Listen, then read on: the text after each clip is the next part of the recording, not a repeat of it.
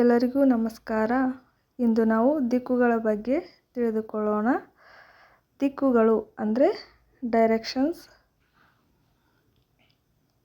ಅಚ್ಚಗನ್ನಡದಲ್ಲಿ ಏನಂತ ಕರೀತಾರೆ, ಕನ್ನಡದಲ್ಲಿ ಮತ್ತು ಇಂಗ್ಲೀಷ್ನಲ್ಲಿ.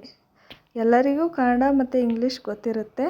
ಪೂರ್ವ, ಪಶ್ಚಿಮ, ಉತ್ತರ, ದಕ್ಷಿಣ, ಈಶಾನ್ಯ, ನೈಋತ್ಯ, ವಾಯುವ್ಯ, ಆಗ್ನೇಯ. ಇನ್ ಇಂಗ್ಲೀಷ್ನಲ್ಲಿ east, west, north, south, north east, south west, north west, south east. But ಕನ್ನಡದಲ್ಲಿ, ಅದರಲ್ಲೂ ಅಚ್ಚಗನ್ನಡದಲ್ಲಿ ಗೊತ್ತಿರಲ್ಲ. ಸೊ ಈ ಥರದ್ದು ವರ್ಡಿಂಗ್ಸ್ ಕೇಳಿದಾಗ ಏನಿವು ಅಂತ ಅರ್ಥ ಆಗಲ್ಲ. ಮೂಡಣ, ಪಡುವಣ, ಬಡಗಣ, ತೆಂಕಣ, ಬಡು ಮೂಡಣ, ಪಡು ತೆಂಕಣ, ಪಡು ಬಡಗು, ಮಡು ತೆಂಕಣ. ಅವುಗಳ ಬಗ್ಗೆ ಇಂದು ತಿಳ್ಕೊಳ್ಳೋಣ. ಮೂಡಣ ಅಂದರೆ ಪೂರ್ವ, ಈಸ್ಟ್. ಪಡುವಣ ಅಂದರೆ ಪಶ್ಚಿಮ, ವೆಸ್ಟ್. ಬಡುಗಣ ಅಂದರೆ ಉತ್ತರ, ನಾರ್ತ್. ತೆಂಕಣ ದಕ್ಷಿಣ, ಸೌತ್.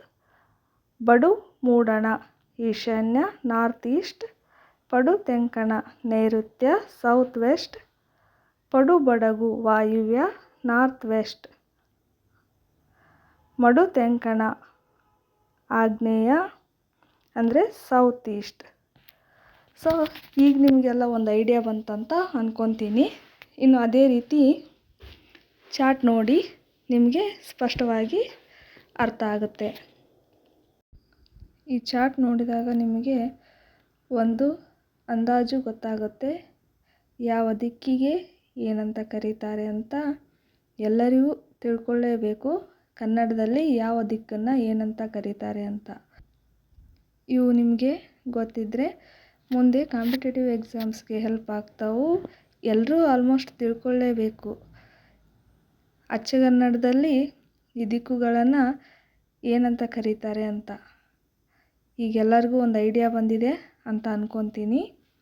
ಸೊ ನಮ್ಮ ಚಾನಲ್ ಇಷ್ಟ ಆದರೆ ಲೈಕ್ ಮಾಡಿ.